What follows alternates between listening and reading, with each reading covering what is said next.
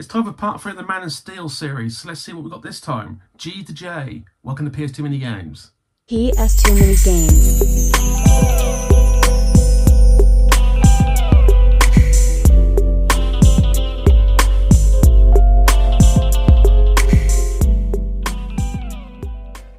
Hello guys, welcome to PS2 Mini Games, part 3 of the Man of Steel bundle. For those of you who haven't... fuck me. Hello guys, welcome to PS2 Mini Games, part of the Man of Steel bundle. Oh, that's not right. Hello guys, welcome to PS2 Mini Games. It's part 3 of the Man of Steel bundle. For those who not... Oh, for fuck's sake. Hello guys, what the hell was that? Hello guys, welcome to PS2 Mini Games, and that was too low.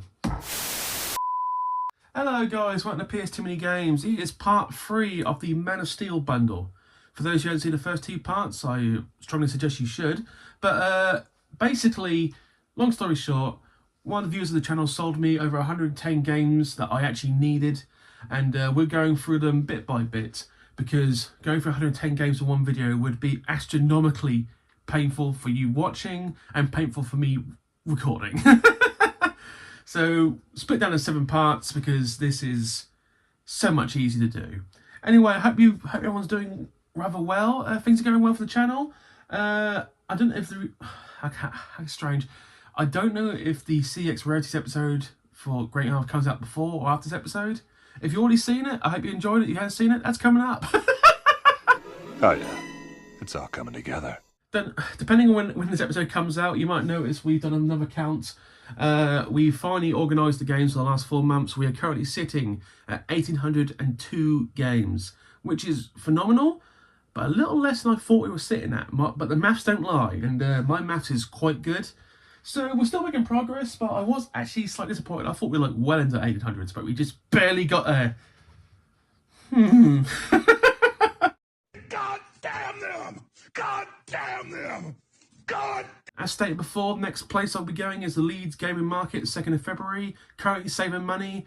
It should be quite good, because I am going in big time this one. How can I put this? Due to the fact that I have finally paid my car off, I now have a bit of money that I no longer am throwing away each month. So financially, I have much I have much more financial control, so I can choose whether I want to splurge or not. So hopefully the Leeds Gaming Market, if I see something that I really want, and it is usually out of my budget, we're snapping that shit up, people. We're snapping that shit up. I am never going to financially recover from this. I'll be honest, going through this Man of Steel bundle has been, well, so far it's been quite interesting. Mainly not because of the games. The games are obviously like top there, but it's one thing that's been impressing me more, and that is Man of Steel's ability to keep CX receipts in cases of when he bought games and how much he paid.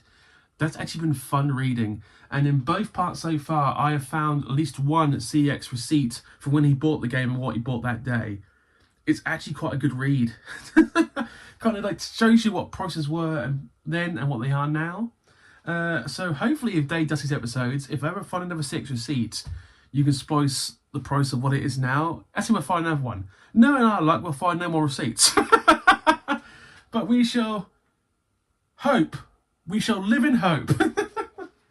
A little secret for you guys. One of my favourite films of all time is Blazing Saddles. It's one of the funniest comedies ever.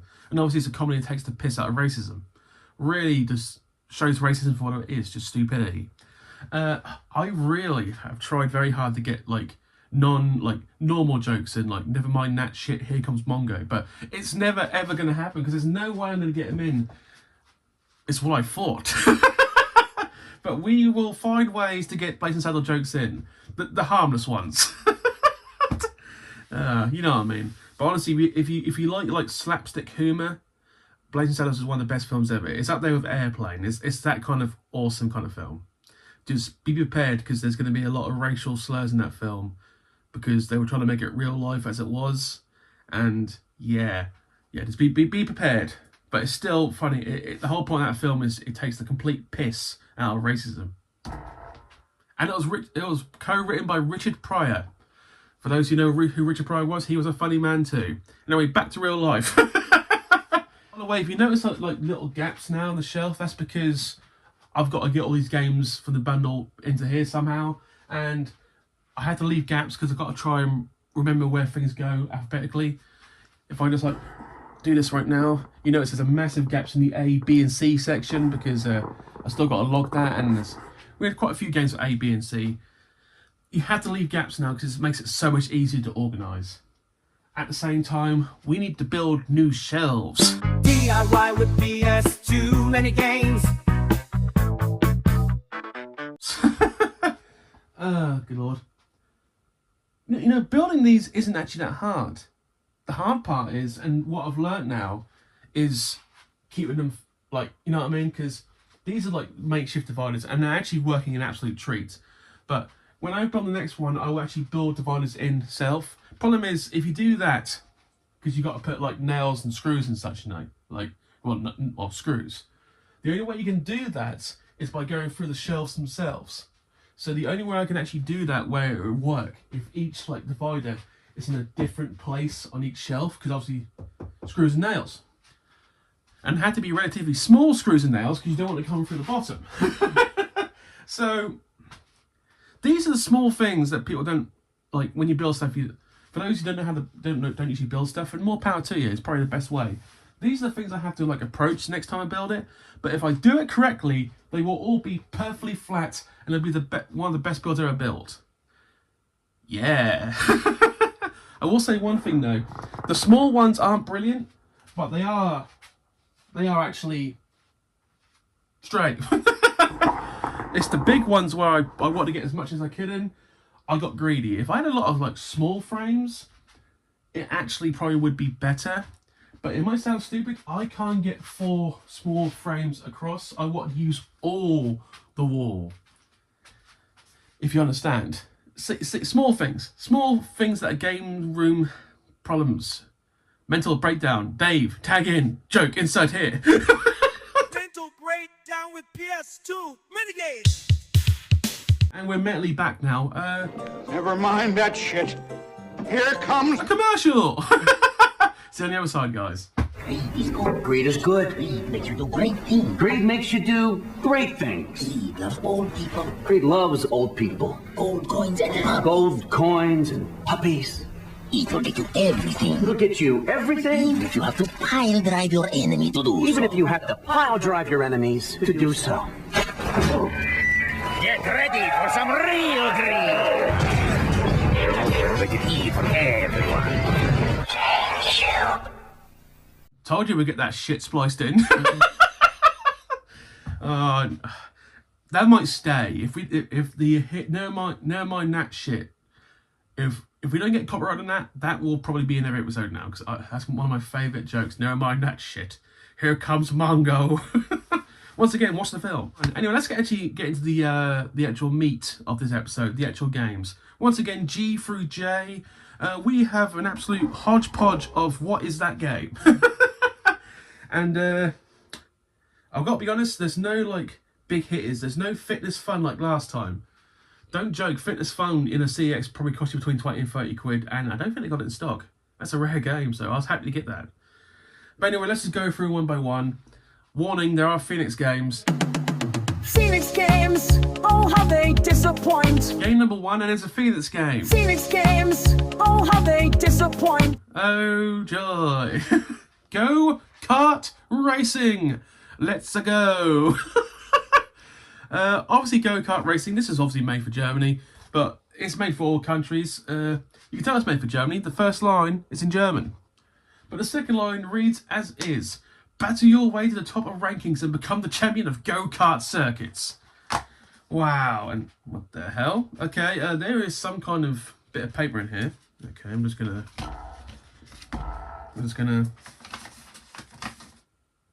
Okay, so this is actually an eBay receipt. So Man of Steel bought us of eBay, but we're not going to show any more of that because this obviously has information that I don't want to show on camera. Okay, so this game was bought from eBay. Interesting buy. This must not be common then if you had to buy it from eBay. But it's now part of the collection. Thank you, Man of Steel. Go-Kart Rally. It's time for another horse racing game. Game number 2, G1 Jockey 3. Now, I'm not going to immediately take the piss out of this game because this game's made by Koei. Now, for those who remember, Koei made such franchises like Dynasty Warriors, Samurai Warriors, Persona, the Persona franchise, Koei. They know how to make games, and they make a lot of franchises, and they do them well to this day. But to make a horse racing game, that's a bit out of left field. The pounding hooves on turf. Man and horse become one. Sheer poetry emotion. Yeah, this is basically another horse racing game. There was a fourth one which we already own. But yeah, I'm not going to knock this franchise. I've got to try this because Koei usually make their games with relatively good knowledge. Koei's one of my favourite, I think to this day, one of my favourite Megas games. And I bought every Dynasty Warriors game, by the way. 9 really sucked and still does, by the way.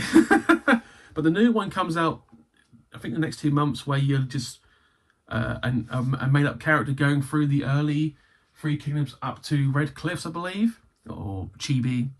So we'll see how that happens, but you never know, it could be good this time. Anyway, G1 Jockey 3. Happy to have it. Game number 3. I can't pronounce that word. We'll go with Galab. Galab Pinball Classics, the most accurate simulation of all time. Now, as I fully understand it, Galab is actually real-life pinball maker machine people. They're actually a company who makes pinball machines. So, it would make a sense to make that bold claim. We'll read the back. The total authentic pinball experience. Capture all the sights and sounds of the real arcade. Play 11 of the greatest Galab pinball tables ever created. All featuring real pinball table mechanics, graphics and sounds. Fantastic. Once again, they put effort into that game, so I will try that. You never know, it could be bad, but I actually think this could be quite good. Pinball machines, and I know Dan is a fan of pinball machines. For like 10 or 15 minutes, when you're half inebriated, pinball machines are the best games in life. But yeah, pinball machines are one of those things where you play it occasionally, you play it all the time, you lose your mind. But pinball, then you say like, yeah, physics. Moving on. The last G game and another Phoenix game. Oh, how they disappoint! And a game that I probably would not buy in public. Ladies and gentlemen, I present to you Girl Zone. Now this is a hodgepodge of beautifully coloured animation. Okay, so this is what the back reads. Mia and Julie live in a future where travelling in deep space is normal. Every planet has its own unique lifestyle, and the girls looking for adventure can easily find something fun to do. Since Mia and Julie are always in adventure mood, they travel a lot and often get into peculiar situations. Girl Zone consists of 10 mini-games. When you complete all 10 games, you unlock 1 bonus mini-games. Sounds like fucking shit.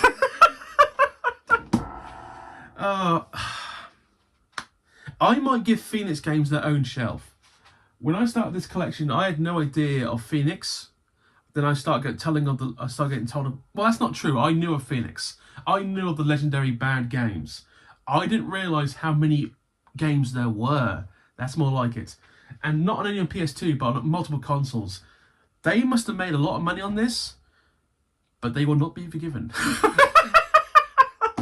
Yeah, I think they're going to get their own shelf. It's going to be weird how I'm going to do that, but I might just like give the Phoenix shelf of shame, something like that. Anyway, we're moving from G into H. Game number 5, Hot Wheels Interactive Velocity X, Maximum Justice. Now, I fully believe this is the last Hot Wheels games I need.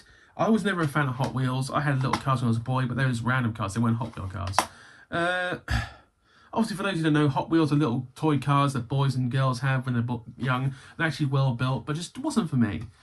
I know a lot of people love them, wasn't for me. Made by THQ, by the way, the same people who are behind a lot of the PlayStation 2 wrestling games. So, decent company. Nothing really to say on the back, though. I will say, peculiarly, it's got flags for Finland and Sweden. Okay. But I don't have really much in the way of say for Hot Wheels, so we're going to just move on to the next game. But I am very happy to have it. Moving on. Game number 6, Hidden Invasion. A Midas game. This could go one of two ways. I know nothing of this game, so we'll just go read the back of the cover. As a fearless member of the futuristic task force, only you have what it takes to uncover a sinister conspiracy that threatens the future of the world. You must halt this insidious advance using your mastery of the martial arts and an array of lethal weapons at your disposal. Show no mercy. The future of Earth is in your hands. I cannot believe I'm saying all this at the moment in one go. This is a shockingly good episode for me at the moment on a personal level. I mean, the start was fucking awful, but since then, close to flawless speech. And I nearly failed then. This actually is quite intriguing. The art looks like cel shaded graphics maybe. We'll try that game. One of the games I will actually try. We will move on from there. Game number 7. The heat is on. It's a heat seeker. The heat is on. Heat is on. Oh god. Let me have my moments, people. No CX receipt, sadly. Fight to win, fight to stay alive. Well, that's the whole idea of war. Made by Codemasters, by the way. So, once again, made reasonably well. Destroy your enemies, crush your rivals, and rule the skies as you pilot the most sophisticated modern fighter jet at a face-melting speed against a seemingly impossible amount of enemies. And I flubbed pretty bad there. The run's over. So it's a jet game. Probably going to be half decent. Probably have to try that again. I've also had the graphics look a bit meh. And I'm not a graphics snob, but this looks a bit meh. Maybe the case is not selling the justice of the game itself. I could be wrong. Anyway, very happy to have that. Well, the last H game is actually a game I actually wanted to find because I wanted to play both games. Headhunter Redemption, obviously sequel to Headhunter, made by Sega. Sega! Here we go, that's what the back says. Sequel to the critically acclaimed Headhunter. The truth can prove to be dangerous, especially in a world governed by corruption and manipulation. Terrorist leaders of the opposition network are preparing their biggest ever assault on the city. Veteran headhunter Jack Wade and his sexy rebellious apprentice, Lisa X, race into an epic, edge-of-your-seat battle to save civilization, only to be led into the greatest danger of their lives. Each must face their darkest fears. Together they must redeem a world facing chaos. I actually wanted to play the first one, but I knew it was a sequel, so I want to get both. I will both be playing the Hunter. Wow, I said the background flawlessly and I can't even say my own words. I will be playing both. Good lord. Interesting note though, on the back here, apparently when you bought this in 2006, which is 2 years after it came out, it was only worth $7.99, so that is quite depreciation, especially the PS2 was still quite in its prime at that point. And what the fuck was that? Anyway, moving on. There's only one game, but it's a very generic one. International Tennis Pro. Another minors game, by the way. Okay.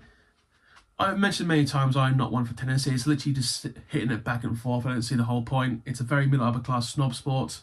But if you like it, you like it. Tennis. Sorry, that again. Take to the centre court and smash your way to become the #1 seed on the world's toughest pro tour. Stunning international venues, a range of challenging single and double tournaments, and a great multiplier game modes will keep you coming back until you're crowned the world's greatest. No, I'm not playing this. It sounds generic, but no, that's probably one of the best tennis games on PS2. But once again, not a fan of tennis. Right, we've got 2 games left. We're getting in it. We're getting there, guys. The penultimate game, Johnny Mosley's Mad Tricks. And if you notice, 3DO. I've said it before. I'm not gonna play that shit again. Mad Air, Mad Attitude, Mad Tricks. Show off your new school skills. Okay, that's the first time that doesn't... Okay, you know, I usually mention when games have bad, like, grammar on the back, and so far it's been flawless. This one's got bad grammar, but it is a skills game, so it might be intentional. I'll try this again. I will try this. Show off your new school skiing tricks in slopestyle mode and unlock big mountain mode to star in a ski movie. Then get heli dropped onto mountaintop. Yeah, onto mountaintop. There's no A on my, unless it's it might be a mistyping. Interesting. Pull insane grabs off snow-capped cottages, moving trains, and more. Even use the Alaskan pipeline as a half pipe. Watch your best friends on the big screen. No, there's got to be something wrong here because I can barely read this, and all the other games had far more vernacular and longer words, and this one it's just no. Maybe it's the white background. I'm not quite sure. Anyway, for those of you who remember, Snowboarders was a very good like snowboarding franchise for the PS1 and the PS2, and I would recommend that over any like skiing game. So that'll be first choice, but this might not be that bad. But that's just opinion. Anyway, let's get to the final game. Final game is The Adventures of Jimmy Neutron Boy Genius Attack of the Twonkies. For those of you who remember, Jimmy Neutron was a Nickelodeon cartoon, had a film, was reasonably popular, had Carl! Everyone memes Carl online, and oh, hello, we've got a memory card. Okay, it's not a voucher, but it's a memory card. I will have to go through that and see what you had on that, sir. Interesting. Obviously made by THQ again, so reasonably good. When ferocious alien Twonkies take over, only one boy genius can save the day. Jimmy Neutron is back, and now he needs more new gadgets, creates new inventions, and saves Retroville from Twonky terror. But as long as he's got Carl to help! I can't do the voice. Oh, good. I am the Omega. I am Carl. I can't do it. Well, we're nearly halfway through the Man of Steel bundle. I enjoy this episode quite a lot. I don't know why. Maybe it's because I actually can speak today and like read back game. Oh, good lord! I'm just. Oh my god! That's it for today. I've enjoyed this episode quite a lot. This has actually flowed rather well for me on a personal level. There are some episodes where I can speak flawlessly, and there's some episodes where I can barely say my own fucking name. It started off awfully, and Dave's probably going to leave that in, but ever since then it's gone quite well. Anyway, thank you for watching. Please comment and subscribe. It's a weird time for the channel. We're in that kind of like everything's like just nothing's changing positively or negatively. So we'll see how it goes the next 6 months or so, because December and early January was meh for the channel.